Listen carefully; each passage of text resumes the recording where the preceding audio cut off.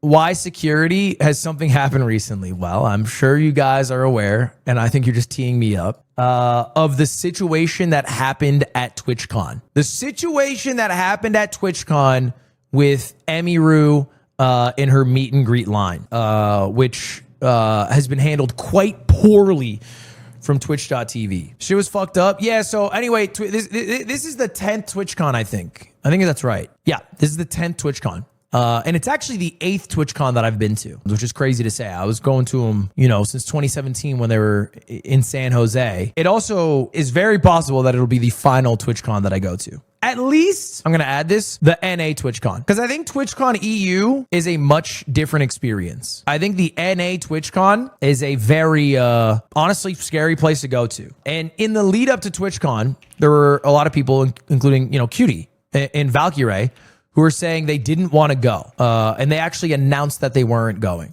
They like formally, like I made a big announcement, like, hey, we're not going. It got like kind of viral. Like I saw it spread around with most people, I would argue, most people being like, yeah, that makes sense. That's reasonable. And a lot of people also shitting on them. A lot of people being like really fucking mean about it. But yeah, Pokirae, QT, afraid to attend TwitchCon due to safety concerns. They announced that. I think they talked about it on like Wine About It. Just because they didn't feel comfortable going. Because Twitch is quite difficult to work with. In terms of like bringing your own personal security, the security that they provide, the level that you would need for yourself to feel safe going to it. So they said they weren't going. Now, it's already passed, so I can say this. QT fucking lied. She tried to fully pull out of TwitchCon. Unfortunately, she had a couple of like sponsored deliverables that she contractually had to do. So she actually had to go to TwitchCon.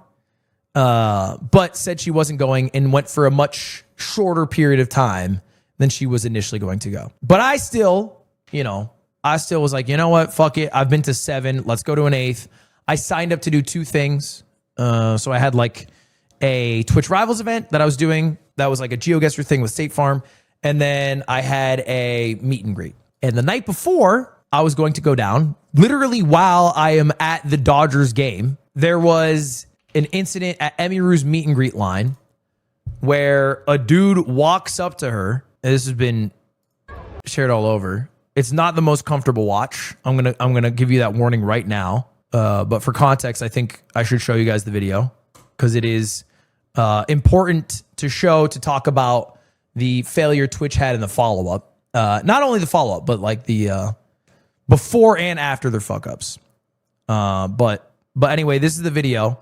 I actually don't even want to click play. I might just keep it at this freeze frame where this viewer walks up to Emmy, forcibly hugs her, and then goes for a kiss on her and eventually gets pushed by a security guard, but then fully let go. Like fully is able to like run away and like leave the premises. And the security guard that pushed that guy away was also Emmy's own personal security, not the security that TwitchCon hired, when they were told by numerous creators that they did not feel safe going to their event, to the point where, people are going public saying they don't feel safe to go into their event. Twitch is saying it's going to be good. It's going to be fine. We take security and safely very seriously. It's not those security guards. It's Emmy's security guard. And then the dude, after doing that, just straight up walks away, which is crazy, And then Twitch's immediate response to this is that they gave the guy a 30-day ban, which E-Rob got for telling a viewer that he was going to fucking kill him and beat him in a fight in real life. Like, it's the most like laughable punishment. Like, brother, it's not a punishment to be banned on Twitch for 30 days. Okay. Can we just call a spade here? Low key, that is probably like a healthy thing to have happen to you. 30 days off of Twitch is not a punishment. Like, who gives a shit? Just permanently ban the guy like that. -1 viewer is not really changing the overall statistics of twitch.tv. I think it's okay to run a permaban. I don't know why you even considered something otherwise. The conversation shouldn't be, hey, so the guy who assaulted you, how long should the ban be? It should be, hey, do you want to like press charges against him? The fact that it's how long should the ban be, that's the conversation point, is crazy. That's crazy. That's a crazy thing. And none of this would happen in Clancyville. It is true. It's a shame that they don't host TwitchCon in Clancyville because none of it would happen there because Clancyville's a utopia. But that was Twitch's initial reaction. And Emiru, the day after, Emiru, by the way, fucking resilient. Because Emiru, after that, went back to her meet and greet line and finished it out, which, like, that's Jordan flu game shit. That's a trooper, bro. That's a warrior. And then, she collected her thoughts and went live the next day to address everything that happened. And what I would call a overdue scathing review of the incompetencies of Twitch.tv. I think someone posted it, one of our editors posted it on our channel.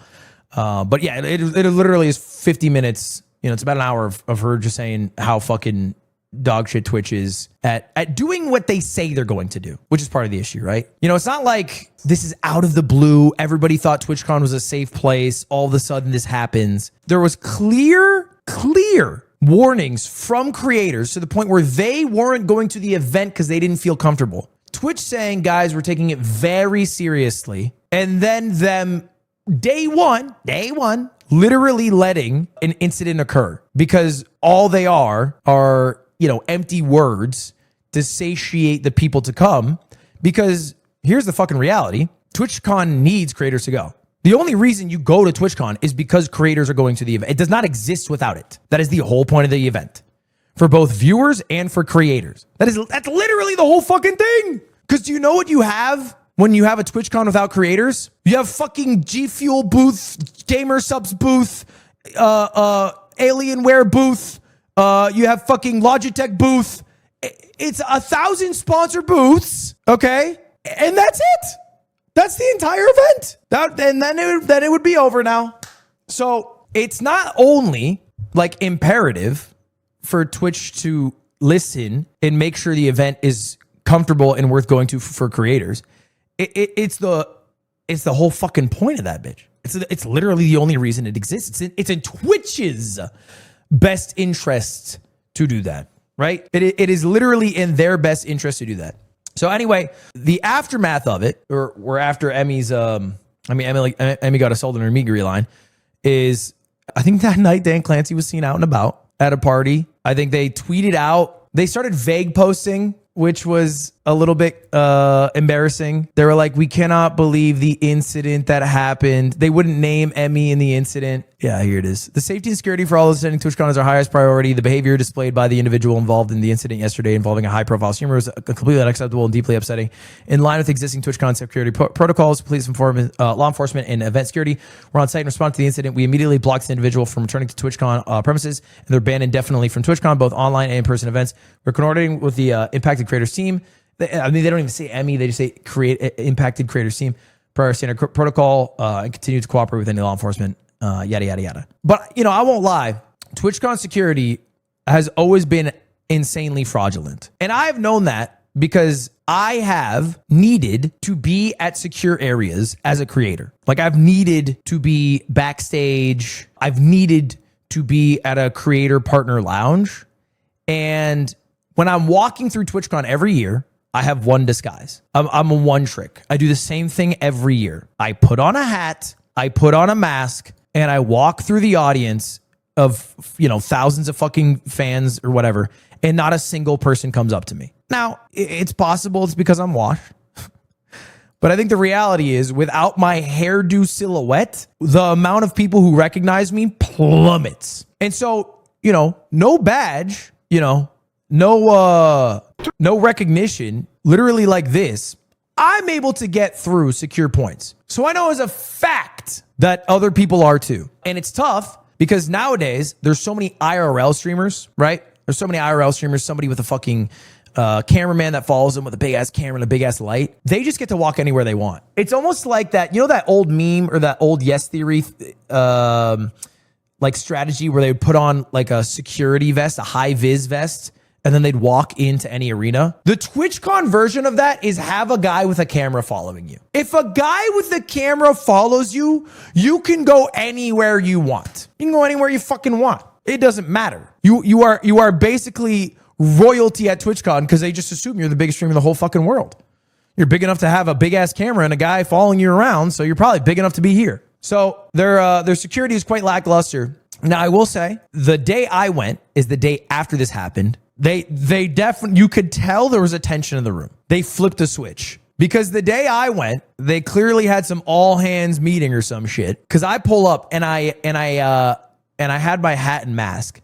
And I had to do a short. I don't know if you guys saw, but I had to do a short showing that my disguise worked. So I wanted to go up to Cinna to take a picture with Cinna and hope that she wouldn't recognize me in the picture. So I see Cinna, and she's going through some like back alleyway. It's not roped off from regular people, but it's just a way that you wouldn't normally walk. Kind of like what I did with Tyler 1, exactly right. So I run up to Cinna, and I go, Cinna, can I have a picture? And there's a security guard next to her. I'm not even fucking lying, bro. Security next to Cinna stiff arms me. Not right now, bud. Cinna, upon seeing this, goes, oh, I'm so sorry. I love you. And then walks into some creator-only room. And so two things are apparent. One, she did not recognize that it was me because there's no universe Cinna would be yelling, I love you to me. What is this, 2017? Two, the security was told to level their shit up. Okay, because, you know, God forbid something else happens. But it's annoying that this is the way the world works. Changes are only made after something bad happens. You can warn someone that something's bad is going to happen, but until it happens, nobody will make the action to actually do anything. Everything seems retroactive. There's not a lot of proactive safety and security that is taken. You know, this is across the board. But it's crazy that even people who should have all the power, okay, creators at TwitchCon. You know, Twitch streamers are fucking useless. We can say this. They're fucking useless. They have very few skills. The one place on earth that they are important, and I can give them this. I can give us this. The one place on earth where important is TwitchCon. I can say this. That's the one place. Yeah. We're talking 1 weekend of the year, one place on earth where we are slightly, and I'm saying we with a big stretch. I am not the creator that is running TwitchCon. But Twitch streamers are, you know, they should probably be listened to. So, I don't know what Twitch plans on doing in the wake of this.